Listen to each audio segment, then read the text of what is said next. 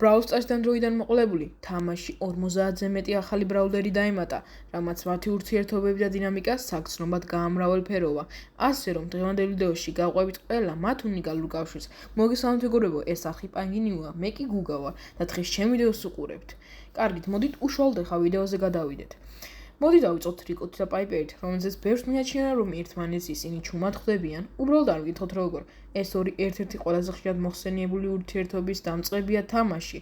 სულ ახლახან სიყვარულის ჭაობის არენაზე, მაპზე გამოჩნდა გული წარწერით R+P. რაც დიდი ალბათობით რიკოსა და პაიპერის ურთიერთობაზე მიანიშნებს, რაც საკმაოდ პოპულარული თეორიაცაა ჩვენთვის ეს.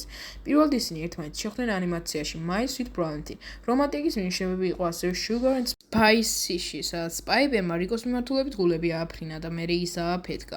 ჯეროდეს თუ არა მათი ურთიერთობა დაიწყო როგორც ფანების თეორიად, რომელიც შექმნილებმა თამაშის ოფიციალურ ისტორიად აქციეს. ეს ნიშნავს, რომ ნებისმიერ ბრაულერს თუ დაშიფავ, მომავალში შესაძლოა ის რეალურად მოხდეს, თუმცა მოერიდე პერსონაჟების, მაგალითად გეილისა და ბონის შეწყვილებას, რადგან ეს უბრალოდ არასწორია.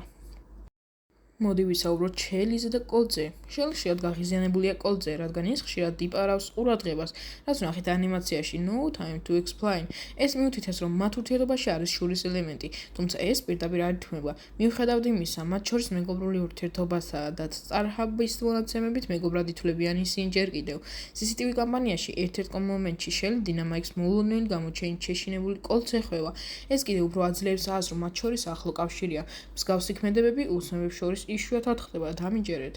რაც შეეხება კოლტს, გავრცელებულია თეორია, რომ ის დამნაშავე წყვილის, სემისა და ბელის ვაჟია. ეს ეჭვი ძირითადად მათი სახის მასევამ გამოიწვია. სემის ნიკაპზე არსებული ნიშნები ზუსტად ემთხვევა კოლტს, ხოლო წარბების ფორმა და თვალის გარშემო ნიშნები იდენტურია. ამას ვეღარავინ უარყოფს, დამიჯერეთ. გარდა ამისა, მათი ფრაზებიც კი ერთმანეთს ავსებს. ბელი ამბობს: ეს შენთვისაა, შვილო. არა, ხუმრობ, რაც შეიძლება პასუხად ჩავთვალოთ კოლტის ფრაზაზე. I want my mommy. დედიკო მინდა. თითქოს ბელი მას ცნობს, მაგრამ მალევე იფარებს, ან იმიტომ, რომ არ უნდა სიმართლეს გამხელა, ან მათი გზები უკვე გაყოფილია. ოფიციალურ პოსტში ვხედავთ ჩვილს, რომელიც დიდი ალბათობით კოლტია. მის გარშემო კი სემისა და ბელის ნივთებია. კრივის ხელთათმანები და რობოტის ნახაზი. სვანახაჯი ჩანს, როგორ ხსიდავს სემი პატარა ბიჭს ზურგზე, რომელსაც კოლტ ძალიან გავს და ეს მხოლოდ ზედაპირული მინიშნებებია. ერთ-ერთ ილუსტრაციაში ვხედავთ ფოტოს კაცზე სალტებით. ის სემია, რომელიც ჩვილს იჭერს კოლტს. ჩვილს სტანზე აქვს ქამარი, რომელიც თითქმის იდენტურია ახალგაზრდობისას კოლტისას. ტყუებით შემოსილია. ეს კიდევ უფრო აძლევს თეორიას, რომ კოლტი მათი შვილია. სემი და ბელი კი ოფიციალურად არიან ცოლ-ქმარი. ისინი მუშაობდნენ რობოტების ქარხანაში, სანამ ცნობილი ბრონტმოქმედი გახდებოდნენ. თუ კოლტს ოდესმე სიმართლე გაახსენება, დიდი ალბათობით ძალიან მოიწონს, რადგან ის თავად შერიფია.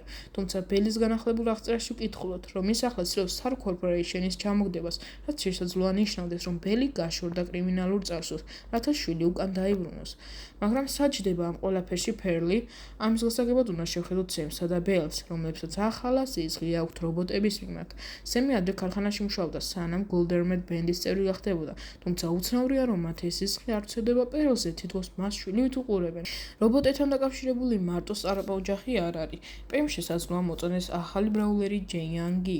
მისი გამოსვლის loading screen-ზე პემი აშკარად აღფრთოვანებული ჩანს. უცნობია ფანია თუ მეტი, მაგრამ გულების თვალებით შეხედა უფრო ღმარ სიმპათიებზეც კი მიგვითითებს. საინტერესოა, რომ ჯეიანგი ყოველღამე ბელთან და სემთან ერთად ჩანს, რაც საეჭვოა, რადგან ის სტარპაკის თანამშრომელია, ხოლო სემი და ბელი მისი მოწინააღმდეგეები. ეს გამოიწვია თეორიამ, რომ წყვილი ჯეიანგს უბრალოდ იყენებს, რათა ინფორმაცია მოიპოვონ სტარპაკზე. შეიძლება რამე რომანტიკული ხდება ასევე სტუსა და ნანის შორისაც. ოფიციალურ პოსტში სტუ საკუთარ მოძრაობას პირდაპირ მას უძღვნის. თავიდან ეს ფანზე ყურადღების მიექცევა გეგონება, მაგრამ თუ გავიხსენებთ, რომ პოკომ იგივე გააკეთა ემსისთვის, რომლებიც წყულად ითვლებიან ოფიციალურად, შეიძლება იგივეზე მიანიშნებდეს სტუს შემთხვევაც. შეიდის შესავალი კი ანიმაციაში იყო გულის ფორმის ნიშნული წარწერით Buster XP, რაც სავარაუდოდ ბასტერის რომანტიკულ კავშირზე მიანიშნებს, მაგრამ დღემდე არ ვიცით, თუ ვინ არის ეს B. ბევრი ფიქრობს, რომ ეს B-ია, მაგრამ მტკიცებულება არ არის საკმარისი. თუ შენ გაქვს იდეა, კომენტარებში დაწერე. და იცი, რომ შელის ადრე ჰყავდა კატა, საყელად კიტი, რომელიც გაქრა. წლების მანძილზე არაფერი თქმულა ამაზე, თუმცა აშკარა იყო, რომ კიტი შემთხვევით შემოტანილი პერსონაჟი არ იყო.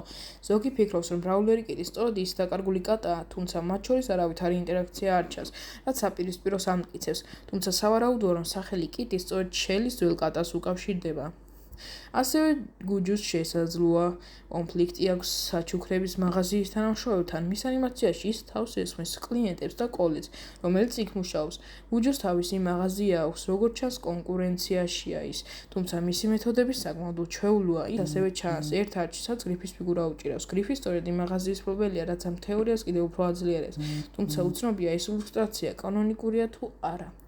ვალენტინობის დღეს კი ბრაულ სტარსმა ჩაატარა ბოაჩილეთის ღონისძიება, სადაც მოთამაშეებმა გადაწყვიტეს, რომელი 10 ბრაულერიდან უნდა დაეწულებინათ ბო.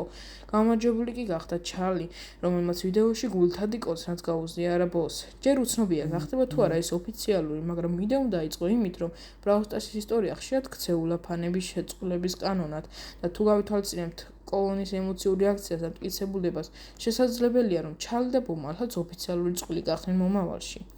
მოკლედ, ყველა ეს ურთიერთობა სავსეა პოტენციალით. შეიძლება მომავალში ოფიციალურადაც დასასტურდეს და თუ აქამდე მოусვინეთ, დიდი შანსია ნამდვილი ბრაულ სტარსის ფანი იყო. ასე რომ, რატომ არ უყურებ კიდევ ერთ ვიდეოს, რომელიც იდუმალ ბრაულერზე მოგიყვება? მიდი, გადადი ჩემს სახლზე, გამოიწერე არხი და ლაიქე ვიდეო, გააქტიურე სარისხლაკი და უყურე ახალ ვიდეოებს და არ გამოტოვო გათამაშებები. მადლობა ყურადღებისთვის. აბა, ნახვამდის.